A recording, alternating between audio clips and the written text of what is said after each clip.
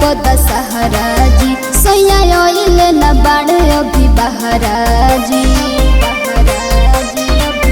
देखी आइल बा कपार को दशहरा जी सैया आइले न बाड़े अभी बहरा जी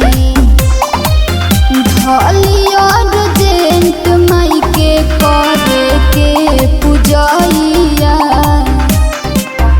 गूगल पे डालो तानी निकाल लो रुपया होई भूल चूक जवन माफ करी है मैया होई भूल चूक जवन माफ करी है मैया।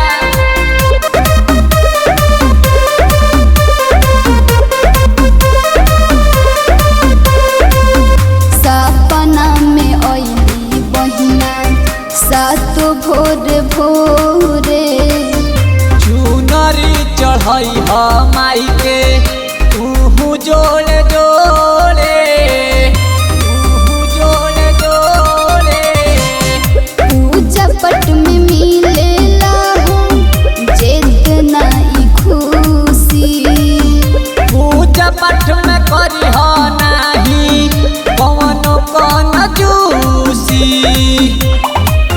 शुरू करे है पंडित जी हो मंत्र पढ़ैया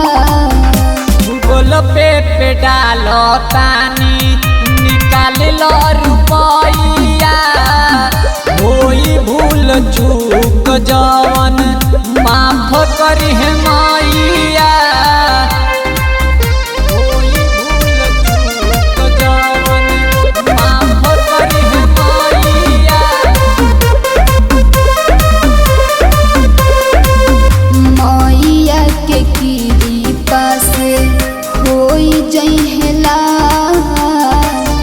खुश करी है मैया तो दुखी हर साल दुखी हर साल लाल रंग से नुरवा माई के होला बड़ी खास हो देवरू रंगीला विवेक